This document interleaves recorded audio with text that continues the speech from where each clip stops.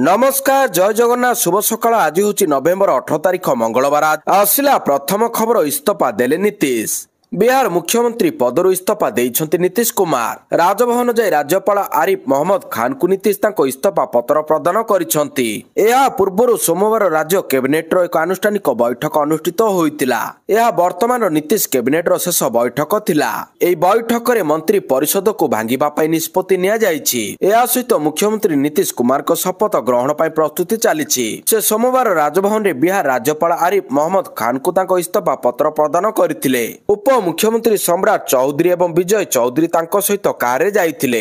तांको चिठी रे नीतीश कुमार राज्यपाल को नवेम्बर 19 तारिख रे विधानसभा भंग करने को अनुरोध करथिले। परवर्ती खबर राजस्थान रॉयल्स रो नुआ हेड कोच। आईपीएल 2026 नीलाम पूर्व राजस्थान रॉयल्स बड़ घोषणा करिछि। दल पाई नूतन मुख्य प्रशिक्षक नियुक्त करा जायछि। टीम कुमार सांगाकार को सेमानकर नूतन मुख्य प्रशिक्षक भाव नियुक्त करिछि। नीलामी पूर्व फ्रांचाइज मध्ये आईपीएल इतिहास रे सबुठारु बड़ डील करथिला। सेमाने अधिनायक संजू सैमसन को स्थान रे सीएसके रविंद्र जाडेजा को ट्रेड माध्यम रे निज स्क्वाड रे शामिल करिसंती। तेबे पूर्वतन श्रीलंका अधिनायक कुमार सांगाकार पूर्व राजस्थान रॉयल्स रो नूतन मुख्य प्रशिक्षक हेबानी चर्चा हेउतला, जहाकू राजस्थान एवं निश्चित करिछि। परवर्ती खबर वर्षा रे भिजी पारे ओडिशा। आसंता सप्ताह रे वर्षा संभावना रहिछि। नवेम्बर 21 रु 24 मध्य लघुचाप, 19 रे दक्षिण अंडमान सागर रे सृष्टि हेबो घूर्णिबलय। 21 बेलू बंगोपसागर लघुचाप क्षेत्र सृष्टि हेबो। 23 बेलू अधिक घनीभूत हेबार संभावना रहिछि। तीव्रता और दिग स्पष्ट होई नथिबा आईएमडी रो सूचना मिलिछि। परवर्ती खबर पाकिस्तान को स्थल सेना मुख्य जनरल उपेंद्र द्विवेदी को चेतावनी। पाकिस्तान को स्थल सेना मुख्य जनरल उपेंद्र द्विवेदी चेतावनी देइछन्ति। दिल्ली रे एक कार्यक्रम रे जोग देई कड़ा वार्ता देले स्थल सेना मुख्य जनरल। ऑपरेशन सिंदूर एक ट्रेलर थिला, पूरा फिल्म बाकी अछि। 88 घंटार ऑपरेशन सिंदूर केवल ट्रेलर थिला। जदि कई आतंकी को प्रोत्साहित करे कड़ा जवाब देबु। भारतीय सेना जे कौनसी परिस्थितिर मुकाबला पाई पूरा प्रस्तुत।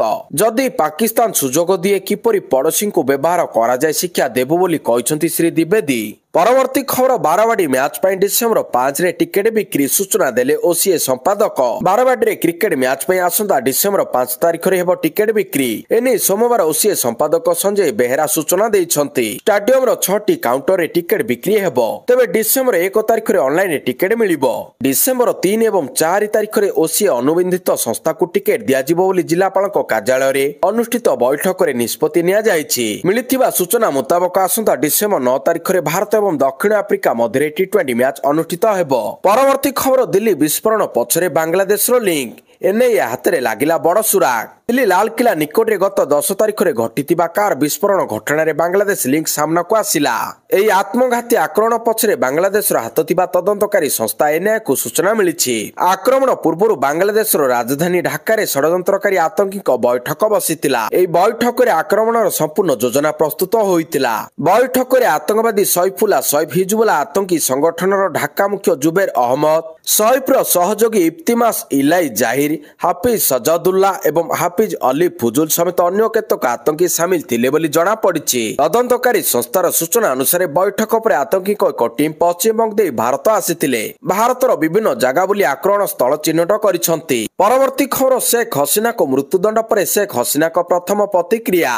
विक्षोभ कारणरू देश छाड़ी देथिबा बांग्लादेश प्रधानमंत्री शेख हसीना को मिलिछि मृत्युदंड। मानविकता विरोधी अपराध पाई तांको ढाकार थिबा अंतर्जातीय क्राइम्स ट्रिब्यूनाल एपरि दंडरे दंडित करिसंती। तांको सह देशर पूर्वतन गृहमंत्री असदुज्जमान खान कमल मध्ये मृत्युदंड मिलिछि। तेबे ढाकार पूर्वतन पुलिस मुख्य चौधरी अब्दुल्ला अल मामुन अंतरीण सरकार सह सालिस करी कोठर दंडरू बर्ती जाइछंती। अन्यबडे हसीना को अपराधर राय प्रकाश पाइबा पूर्व बांग्लादेश रे तांको दल आवामी लीग पक्षरु विक्षोभ प्रदर्शन करा जाइतिला। विभिन्न स्थान रे हिंसाकांड और विस्फोरण मध्ये होइछि। राय पर उत्तेजना देखा मिलता। यहाकू दृष्टि रखी प्रशासन पक्षर विक्षोभकारी को देखा मात्रे गुली करने निर्देश दि जाइछि। परवर्ती खबर डिसेंबर 1 तारिख घर बस धर्मघट चेतावनी। पुलिस को एमबी क्षमता न देबा संघर दाबी। गाड़ी चेकिंग पुलिस क्षमता विरोध में डिसेंबर 1 घर बस धर्मघट चेतावनी। आंदोलन में सामिल हेबे राज्यर 14,000 घर बस। पुलिस को एमबी क्षमता न देबा पई बस मालिक संघ दाबी करिछि। एने सरकार को दाबी पत्र देव बस मालिक संघ। डिसेंबर 1 रु पुलिस को गाड़ी चेकिंग पई दिया जायथिबा अखंड क्षमता को विरोध करुछि घरोई मालिक संघ। परवर्ती खबर आसाम परिवर्तनशील शक्ति प्रकल्प में प्राय 63,000 कोटी टंका निवेश करबा आदानी पावर एक बड़ निष्पत्ति नेइछि। 3,200 MW तापज विद्युत केन्द्र में 48,000 कोटी टंका निवेश करिबो। आदानी ग्रीन एनर्जी 2,700 MW मिलित क्षमता सह 2टी PSP प्रकल्प में 15,000 कोटी टंका निवेश करबाकू चाहुछि। प्रकल्प पर्याय 30,000 लोकंकु नियुक्ति प्रदान करा जिवो।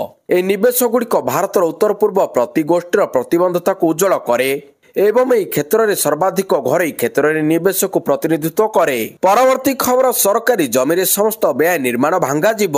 संदिग्ध बांग्लादेशी घर भांगिब प्रशासन।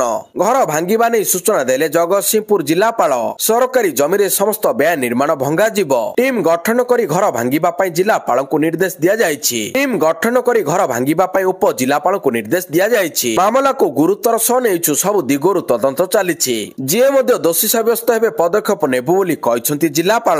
परवर्ती खबर ब्रह्मपुर गड़िला वरिष्ठ नागरिक तीर्थयात्री ट्रेन। सबुज पताका देखै शुभारंभ कले उप मुख्यमंत्री प्रभाती परिडा। ब्रह्मपुर रेल स्टेशन उत्तर प्रदेश ओमकारेश्वर और उज्जैन अभिमुखे वरिष्ठ नागरिक तीर्थयात्री को नहीं स्वतंत्र ट्रेन यात्रा आरंभ करिछि। गंजाम गजपति कंधमाल बौद्ध नयागढ़ जिलार मोट 775 जन यात्री को नहीं ट्रेन बाहरी जाइछि। उप मुख्यमंत्री समस्त यात्री को शुभकामना जणाइछन्ति। प्रतिवर्ष परि चलित वर्ष मध्य दक्षिण ओडिशा रे वरिष्ठ नागरिकों को नहीं तीर्थयात्री ट्रेन यात्रा आरंभ करिछि। परवर्ती खबर केंद्रीय विद्यालय रे 10,000 पदवी नियुक्ति। केंद्रीय विद्यालय एवं नवोदय विद्यालय 10,000 अधिक पदवी नियुक्ति पर सीबीएसई एक सरकारी विज्ञप्ति जारी करिछि। सरकारी विज्ञप्ति अनुसार केबीएस एनबीएस स्कूल गुड़िक मोट 14,967 शिक्षक एवं अणशिक्षक पदवी पूरण करा जिवो। एही पदवी गुड़िक ऑनलाइन आवेदन प्रक्रिया नवेम्बर 14 तारिख आरंभ हो जाइछि। आग्रही एवं योग्य प्रार्थी माने डिसेम्बर 4 तारिख पर्यंत सरकारी वेबसाइट माध्यम आवेदन करि परिबे। परवर्ती खबर साउदी अरब रे जलिगला बस 42 भारतीय मृत। तीर्थ यात्रा भारत जाइथिले साउदी अरब देश। मात्र सेठरे एक भयंकर दुर्घटना रे समस्त यात्री जीवन जाइछि। एमानक मध्यरे अनेक छोट शिशु थिबार मध्य कुआ जाउछि। साउदी अरब देश में भयंकर अग्निकांड। बस रे निया लागि जिबार 42 जन लोक जली जाइथिबा कुआ जाउछि। समस्त लोक भारतीय होइतिबा सूचना रहिछि। परवर्ती खबर बेलुचिस्तान रे जाफर एक्सप्रेस ट्रेन को टार्गेट अल्प के टलिला विपद। पाकिस्तान और बेलुचिस्तान रे एक खबर सामना को आसिला। जाफर एक्सप्रेस ट्रेन को टार्गेट करा जाइथिला। रविवार दिन जाफर एक्सप्रेस ट्रेन रे बोमा विस्फोरण उद्यम होइतिबा एक घटना अल्प के वर्ती जाइछि बोली पुलिस एवं रेलवे अधिकारी माने कहिसंती। बेलुचिस्तान और नासिराबाद जिले रे एक रेल ट्रैक ऊपर एक ट्रेन अतिक्रम करबा समय विस्फोरण होइतिला। बहु धन जीवन हानि हेबार संभावना रहितिला किंतु अल्प के विपद टली जाइतिला। परवर्ती खबर डिसेम्बर 1 रु आंदोलन को ओह्लाइबे प्राथमिक शिक्षक। डिसेम्बर 1 रु आंदोलन को ओह्लाइबाकू जाउछन्ति प्राथमिक शिक्षक। 2 दफा दाबी नै आंदोलन हेबो। नवेम्बर 30 सुधा सरकार जदि दाबी पूर्ण न करती तेबे डिसेम्बर 1 रु राजरास्ता रे प्राथमिक शिक्षक शिक्षयित्री विक्षोभ प्रदर्शन करिवे। एथिपाई राज्य प्राथमिक विद्यालय गुड़िकरे जहा परिस्थिति उपजिब सेथिपाई सरकार दायी रहिबे बोली प्राथमिक शिक्षक महासंघ पक्षरु चेतावनी दिया जाइछि। मूल पदवी को उन्नीत करी 42 गेट पे प्रदान 2001 रु 2024 मसीहा पर्यंत 6 वर्षर कार्यकाल को मूल चाकरी रे गणना करी 6टी नेशनल इंक्रीमेंट प्रदान करिबा इत्यादि दाबी पूरण पाई महासंघ ई निष्पत्ति नेइछि। परवर्ती खबर खूब शीघ्र बोर्ड और निगम अध्यक्षों नाम घोषणा हेबो। खूब शीघ्र बोर्ड और निगम अध्यक्ष पूर्ण हेबो एभली बड़ सूचना दैछन्ति राज्य बीजेपी प्रभारी विजयपाल सिंह तोमार। से कहते तालिका प्रस्तुत हो सारी केन्द्र मंजूरी मिलिबा परे घोषणा करा जिवो। तेबे एबे मंत्रिमंडल संप्रसारण हेबार योजना नाही। बीजेपी सरकार 16 मासर सफलता नुआपड़ा उपनिर्वाचन विजयर कारण।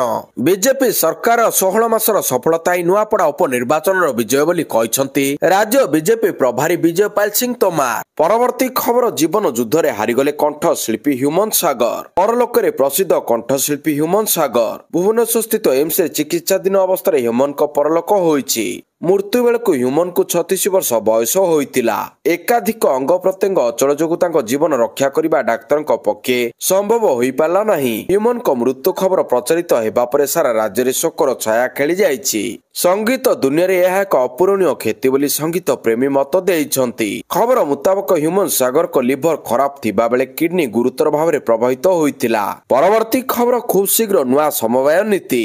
नवेम्बर 25 रु बरगढ़ जिल्ला आरंभ हब खरीफ ऋतु ପାଇଁ ଧାନ କିଣା ପାଇଁ ପଞ୍ଜୀକରଣରୁ ବଞ୍ଚିତ ଚାଷୀଙ୍କ ପାଇଁ ଚିନ୍ତା କରୁଛନ୍ତି ସରକାର। ଏଥର ସମସ୍ତ ସୁବିଧା ସହିତ 32ଟି ମଡେଲ ମଣ୍ଡିରେ ଧାନ କିଣାଯିବ। କେନ୍ଦ୍ରୀୟ ଢାଞ୍ଚାରେ ରାଜ୍ୟ ସରକାର ଆଣିବେ ସ୍ୱତନ୍ତ୍ର ସମବାୟ ନୀତି। ଏହା ପୂର୍ବରୁ ରାଜ୍ୟବ୍ୟାପୀ ମତାମତ ସଂଗ୍ରହ ପରେ ଭୁବନେଶ୍ୱରରେ ଅନୁଷ୍ଠିତ ହୋଇଛି କର୍ମଶାଳା। ଖୁବ୍ ଶୀଘ୍ର ଏହାକୁ କ୍ୟାବିନେଟରେ ଅନୁମୋଦନ କରାଯିବ। ଉନ୍ନତ ଭିତ୍ତିଭୂମି ଟେକ୍ନୋଲୋଜିର ବ୍ୟବହାର, ସମସ୍ତ ପ୍ୟାକ୍ସ ଓ ଲ୍ୟାମ୍ପସକୁ ଏକତ୍ରୀକରଣ ଜରିଆରେ ଉନ୍ନତ ସମବାୟ ସେବା ପହଞ୍ଚାଇବା ନୂଆ ନୀତିର ମୁଖ୍ୟ ଉଦ୍ଦେଶ୍ୟ ବୋଲି କହିଛନ୍ତି ବିଭାଗୀୟ ମନ୍ତ୍ରୀ। ନୂଆ କରି ଆସିବାକୁ ଥିବା ସମବାୟ ନୀତିରେ ସ୍ୱଚ୍ଛତାକୁ ଅଧିକ ଗୁରୁତ୍ୱ ଦିଆଯାଉଛି। ଚାଷୀଙ୍କ ଋଣ ସହ ଆଧାର ଲିଙ୍କ ସବୁ ସମବାୟ ସମିତିର ନିଜସ୍ୱ ଗୃହ ସିସିଟିଭି କ୍ୟାମେରା ଲଗାଇବାକୁ ନୂଆ ନୀତିରେ ବ୍ୟବସ୍ଥା ହୋଇଛି। ପରବର୍ତ୍ତୀ ଖବର, ମଣିପାଲ ହସ୍ପିଟାଲ ଭୁବନେଶ୍ୱର ପୁଣି ଜିତିଲା ଶ୍ରେଷ୍ଠ ମଲ୍ଟି ସ୍ପେଶିଆଲିଟି ପ୍ରାଇଭେଟ ହସ୍ପିଟାଲ ପୁରସ୍କାର। ମଣିପାଲ ହସ୍ପିଟାଲ ଭୁବନେଶ୍ୱର ପୁଣି ଥରେ ଏକ ଗୌରବଜନକ ସଫଳତା ଅର୍ଜନ କରିଛି। ଦେଶବ୍ୟାପୀ the week Hansa research survey 2025 best hospital in India ଅନୁସାରେ ଭୁବନେଶ୍ୱର ଶ୍ରେଷ୍ଠ ମଲ୍ଟି ସ୍ପେଶିଆଲିଟି ପ୍ରାଇଭେଟ ହସ୍ପିଟାଲ ଭାବରେ ମଣିପାଲ ହସ୍ପିଟାଲକୁ ସମ୍ମାନିତ କରାଯାଇଛି। ଗତ 3 ବର୍ଷ ଧରି ମଣିପାଲ ହସ୍ପିଟାଲ ଭୁବନେଶ୍ୱରକୁ ଏହା ହେଉଛି ତୃତୀୟ ଶତକ ବର୍ଷ ଯେଉଁଥିରେ ସମ୍ମାନ ମଣିପାଲ ହସ୍ପିଟାଲ ପାଇଛି। ପରବର୍ତ୍ତୀ ଖବର, ଲୋକପ୍ରିୟ କଣ୍ଠଶିଳ୍ପୀ ହ୍ୟୁମାନ ସାଗରଙ୍କ ବିୟୋଗରେ ମୁଖ୍ୟମନ୍ତ୍ରୀଙ୍କ ଶୋକ। ସବୁଦିନ ପାଇଁ ହଜିଗଲେ ସ୍ୱରର ଯାଦୁଗର ହ୍ୟୁମାନ ସାଗର। ଗତକାଲି ରାତିରେ ଭୁବନେଶ୍ୱର ଏମ୍ସରେ ତାଙ୍କର ପରଲୋକ ହୋଇଛି। ହ୍ୟୁମାନଙ୍କ ଜନ୍ମ 1990 ମସିହା ଏପ୍ରିଲ 21ରେ ହୋଇଥିଲା। ଭୁବନେଶ୍ୱର ଏମ୍ସରେ ଡାକ୍ତରଖାନାରେ ଚିକିତ୍ସାଧୀନ ଅବସ୍ଥାରେ ତାଙ୍କର ଦେହାନ୍ତ ହୋଇଛି। ହ୍ୟୁମାନ ସାଗରଙ୍କ ବିୟୋଗରେ ମୁଖ୍ୟମନ୍ତ୍ରୀ ମୋହନ ଚରଣ ମାଝୀ ଗଭୀର ଶୋକ ପ୍ରକାଶ କରିଛନ୍ତି। ସେ କହିଛନ୍ତି ତାଙ୍କର ବିୟୋଗ ଆମ ସଙ୍ଗୀତ ଓ ସିନେମା ପାଇଁ ଏକ ଅପୂରଣୀୟ କ୍ଷତି। ଶୋକ ସନ୍ତପ ପରିବାର ପ୍ରତି ମୋର ସମବେଦନା ଜଣାଇବା ସହ ଦିବଂଗତ ଆତ୍ମାଙ୍କ ଶାନ୍ତି ପାଇଁ ଭଗବାନଙ୍କ ନିକଟରେ ପ୍ରାର୍ଥନା କରୁଛି କହିଛନ୍ତି ମୁଖ୍ୟମନ୍ତ୍ରୀ। ପରବର୍ତ୍ତୀ ଖବର, ଆରମ୍ଭ ହେଲା ଜନଗଣନା ପ୍ରକ୍ରିୟା। 2027 ଜାତୀୟ ଜନଗଣନା ପାଇଁ ଓଡ଼ିଶାରେ ଆରମ୍ଭ ହେଲା ପ୍ରକ୍ରିୟା। ଜନଗଣନା ପୂର୍ବରୁ ଆରମ୍ଭ ହୋଇଛି ପୂର୍ବ ପରୀକ୍ଷା ଜନଗଣନା। ପରୀକ୍ଷାମୂଳକ ଭାବରେ 4ଟି ଅଞ୍ଚଳରେ ପ୍ରଥମେ ହେବ ପ୍ରାକ୍ ଜନଗଣନା। ଆସନ୍ତା 30 ତାରିଖ ପର୍ଯ୍ୟନ୍ତ ପ୍ରଥମ ପର୍ଯ୍ୟାୟ ପ୍ରାକ୍ ଗୃହ ଗଣନା ଓ ଗୃହ ତାଲିକା। ନବରଙ୍ଗପୁର ଜିଲ୍ଲା ତେନ୍ତୁଳିଖୁଣ୍ଟିର 20ଟି ଗାଁରେ ହେବ ଗୃହ ଗଣନା। ପରବର୍ତ୍ତୀ ଖବର, 6 ବର୍ଷ ପରେ ଚୀନକୁ ପୁଣି ଉଡ଼ାଣ ଆରମ୍ଭ କରିବ ଏୟାର ଇଣ୍ଡିଆ, ଜାରି ହେଲା ଟାଇମ ଟେବଲ। ଭାରତ ଓ ଚୀନ ଭିତରେ ପୁଣି ଥରେ ସିଧାସଳଖ ଉଡ଼ାଣ ଆରମ୍ଭ ହେବାକୁ ଯାଉଛି। ଏୟାର ଇଣ୍ଡିଆ ଏନେଇ ସୂଚନା ଦେଇ କହିଛି ଆବଶ୍ୟକୀୟ ନିୟମ ପାଳନ ମଞ୍ଜୁରୀ ମିଳିବା ପରେ 1 ଫେବୃଆରୀ 2026ରୁ ଏହି ଉଡ଼ାଣ ଆରମ୍ଭ ହେବ। ଏୟାର ଇଣ୍ଡିଆ ମୁଖ୍ୟ କାର୍ଯ୍ୟକାରୀ ଅଧିକାରୀ କ୍ୟାମ୍ପବେଲ ୱିଲିୟମସନ୍ କହିଛନ୍ତି ଏହାର ଆରମ୍ଭ କେବଳ ଏକ ରୁଟ୍ ଲଞ୍ଚ ନୁହେଁ, ବରଂ ଦୁଇ ଦେଶର ପ୍ରାଚୀନ ସଭ୍ୟତା ଆଧୁନିକ ଆର୍ଥିକ ଶକ୍ତି ଭିତରେ ଏକ ବ୍ରିଜ ବୋଲି ଘୋଷଣା କରିଛନ୍ତି। ପରବର୍ତ୍ତୀ ଖବର, ଚିରାଗଙ୍କ ଦଳରୁ 3 ବିଧାୟକ ହେବେ ମନ୍ତ୍ରୀ। 2025 ବିହାର ବିଧାନସଭା ନିର୍ବାଚନରେ ଏନଡିଏର ବିପୁଳ ବିଜୟ ପରେ ନୂତନ ସରକାର ଗଠନ ପ୍ରକ୍ରିୟା ଆରମ୍ଭ ହୋଇଛି। ସୋମବାର ଠାରୁ ମୁଖ୍ୟମନ୍ତ୍ରୀ ନୀତିଶ କୁମାର ଏକ କ୍ୟାବିନେଟ ବୈଠକ କରିଛନ୍ତି। କ୍ୟାବିନେଟ ଭାଙ୍ଗିଦେବେ ଏବଂ ରାଜ୍ୟପାଳଙ୍କୁ ଇସ୍ତଫା ପ୍ରଦାନ କରିଛନ୍ତି। ଏହାପରେ ସରକାର ଗଠନ ପାଇଁ ଦାବି ଉପସ୍ଥାପନ କରାଯିବ। ଏହି ସମୟରେ ପ୍ରତ୍ୟେକ ଦଳରୁ ମନ୍ତ୍ରୀଙ୍କ ସଂଖ୍ୟା ସମ୍ପର୍କରେ ଆଲୋଚନା ଚାଲିଛି। ପରବର୍ତ୍ତୀ ଖବର, ବରଗଡ଼ ବିଶ୍ୱ ପ୍ରସିଦ୍ଧ ଧନୁଯାତ୍ରା ପାଇଁ ସରିଲା ଅଡିସନ। ଆଜି କଂସକ ନାମ ଘୋଷଣା। ସରିଲା ବରଗଡ଼ ବିଶ୍ୱ ପ୍ରସିଦ୍ଧ ଧନୁଯାତ୍ରା ମହୋତ୍ସବ ପାଇଁ କଳାକାର ଚୟନ ପ୍ରକ୍ରିୟା। ବରଗଡ଼ ସହରସ୍ଥିତ ବିଜୁ ପଟ୍ଟନାୟକ ଟାଉନ ହଲ ଠାରେ 3 ଦିନ ଧରି ଚାଲିଥିବା କଳାକାର ଚୟନ ପ୍ରକ୍ରିୟା ଶେଷ ଦିବସରେ 44 ଜଣଙ୍କ ମଧ୍ୟରୁ 36 ଜଣ କଳାକାର କଂସ ଭୂମିକା ପାଇଁ ଦେଇଥିଲେ ଅଡିସନ। ମଞ୍ଚ ଉପରେ କଳାକାରଙ୍କ ଅଭିନୟ ବେଶ ଆକର୍ଷଣୀୟ ରହିଥିଲା। ପରବର୍ତ୍ତୀ ଖବର, ଛାତ୍ରଛାତ୍ରୀଙ୍କୁ ବସ୍ ଭଡ଼ାରେ ମିଳିବ 50% ଡିସ୍କାଉଣ୍ଟ। ସରକାରୀ ବସ୍ରେ ଯାତ୍ରା କରୁଥିବା ଛାତ୍ରଛାତ୍ରୀଙ୍କ ପାଇଁ ଏକ ବଡ଼ ଖବର। ମହାରାଷ୍ଟ୍ର ସରକାର ପରିବହନ ମନ୍ତ୍ରୀ ପ୍ରତାପ ସରନାୟକ ରବିବାର ଏକ ବଡ଼ ଘୋଷଣା କରି କହିଛନ୍ତି ରାଜ୍ୟ ପରିବହନ ନିଗମ ଏହି ବର୍ଷ ସ୍କୁଲ ଏବଂ କଲେଜ ଦ୍ୱାରା ଆୟୋଜିତ ଶିକ୍ଷା ଟୁର୍ ପାଇଁ ବହୁ ସଂଖ୍ୟକ ନୂତନ ବସ୍ ଯୋଗାଇବ। ପରିବହନ ମନ୍ତ୍ରୀ ଶିକ୍ଷାଗତ ଟୁର୍ରେ ଯାତ୍ରା କରୁଥିବା ଛାତ୍ରଛାତ୍ରୀଙ୍କ ପାଇଁ ଭଡ଼ାରେ 50% ରିହାତି ପ୍ରଦାନ କରିବାର ପ୍ରାଥମିକ ଉଦ୍ଦେଶ୍ୟ ହେଉଛି ଛାତ୍ରଛାତ୍ରୀମାନଙ୍କ ପାଇଁ ସୁଲଭ ଏବଂ ସୁରକ୍ଷିତ ଯାତ୍ରା ସୁନିଶ୍ଚିତ କରିବା।